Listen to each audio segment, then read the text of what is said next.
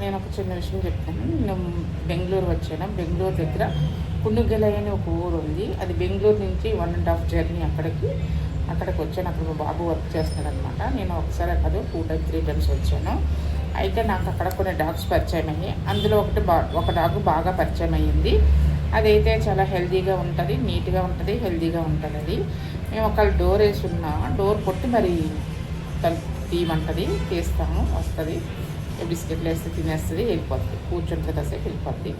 అయితే చాలామంది అంటారు డాగ్స్కి రెడీస్ ఉంటాయి, రెడీస్ మనకు అంటుకుంటుంది, జబ్బులు వస్తాయని అంటారు. అట్లాగేమీ లేదు. ఎందుకంటే యాక్చువల్గా డాగ్లు అన్నీ కూడా ఎక్కువగా ఎండలో పడుకుంటాయి. ఎందుకంటే వాటి ఒంట్లో బాగోకపోతే అవి ఏం చేస్తాయి అంటే నీడలో కూర్చోవు, ఎండలో కూర్చుంటాయి అన్నమాట. దానికి ఏమన్నా అన్హెల్దీగా ఉండేటప్పుడు అవి ఎండలో కూర్చుంటాయి. ఎండలో కూర్చోవడం వల్ల డి విటమిన్ వాటికి చేరి వాటికున్న జబ్బు నయమైపోయి ఏమన్నా ఒక బాడీ మీద క్రిములు గట్ట ఏమైనా ఉన్నా ఈ ఎండ వల్ల డి అనే విటమిన్ తగిలి వాటికి ఏవి ఉండకుండా పోతాయి అన్నమాట. ఇంకా నెక్స్ట్ ఏంటంటే వర్షంలో కూడా తడుస్తాయి. వాటికి ప్రత్యేకంగా స్నానం చేయాలని ఉండదు. బయట డాగులు, ఇంట్లో డాగుల కంటే మనం ఎలాగ అన్నీ శుభ్రం చేసుకుంటాం, బయట డాగులకైతే అట్లా కాదు కదా. అందుకని అవి వర్షంలో తడుస్తాయి కాబట్టి అవి శుభ్రమైపోతాయి. హెల్దీగా బాగా ఉండే డాగులను అయితే మనము దగ్గర చేర్చుకున్నా అవి మనకి ఏటి అవ్వవు. ఎందుకంటే మనము వాటిని చూసేటప్పుడు మనము హ్యాండ్ వాష్తో క్లీన్ చేసుకోవాలి. ఎందుకంటే బయట డాగులు కాబట్టి మనము వాటిని పట్టుకున్నా, వాటికి ఏదైనా పెట్టినా చేసినా వాటిని ముట్టుకుంటే మనం హ్యాండ్ వాష్ క్లీన్ చేసుకోవచ్చు. మనకి ఎటువంటి జబ్బు అయితే రాదు. ఇంకోటి నెక్స్ట్ ఏంటంటే ఆ డాగు నేను 3 సార్లు 4 సార్లు పరిచయం అయినప్పుడు నిన్న మేము ఊరు బయలుదేరిపోయి వస్తున్నాము, అంటే ఆంధ్రాకి వెళ్ళిపోదాం అనుకుంటున్నాము. బయలుదేరినప్పుడు ఉదయం నుంచి ఇంట్లోనే ఉన్నది. అట్లాగే ఇంట్లో ఉండి మేము బయలుదేరగానే మాతో పాటు వచ్చేసింది. అది ఎంత వెళ్ళమన్నా వెళ్ళలేదు. వెళ్ళి అంటే కన్నడలో దాన్ని డాగ్స్ని నాయి అంటారు. నాయిరా ఏదైనా పెట్టడానికి పిలిస్తే నాయిరా అనగానే వచ్చేసేది, తినేసేది. నాయి బండి అనగానే వచ్చేసేది, తినేసేది, వెళ్ళిపోయేది, కూర్చుండేది, మళ్ళీ ఇంట్లోనే ఎక్కడికి వెళ్ళిపోవడం. అట్లాగా ఎంత వెళ్ళిపోన్నా వెళ్ళలేదు, అట్లాగే కూర్చొని ఉన్నది.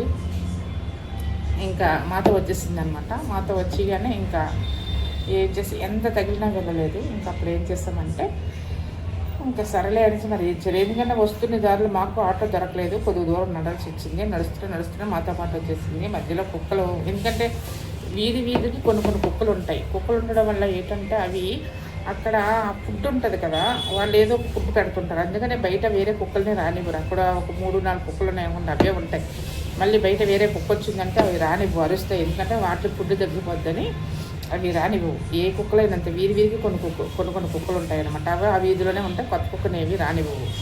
అయితే అప్పుడు ఇది భయం పడిపోతే మేము కూడా గసిరాము. వెళ్ళిపోవే ఎందుకు నీకు ఎంత బాధ అన్నా వినలేదు, అది వచ్చేసింది. ఇంకా నెక్స్ట్ ఏంటంటే ఇంకా మాకు ఆటో దొరికిందంటే ఆటో ఎక్కాము. ఇంకా ఆటోలో మాతో పాటు వచ్చేస్తామని గొడవ చేస్తే ఇంకా నెక్స్ట్ ఆ దేవుడి వల్ల ఆటో అతనికి కూడా యానిమల్స్ అంటే చాలా ఇష్టం అంట. మాకు ఆ విషయం అప్పుడే తెలిసింది. అతనేమో అది వెళ్ళిపోతుందేమో అని పాపం అనేసి బిస్కెట్ వేశారు.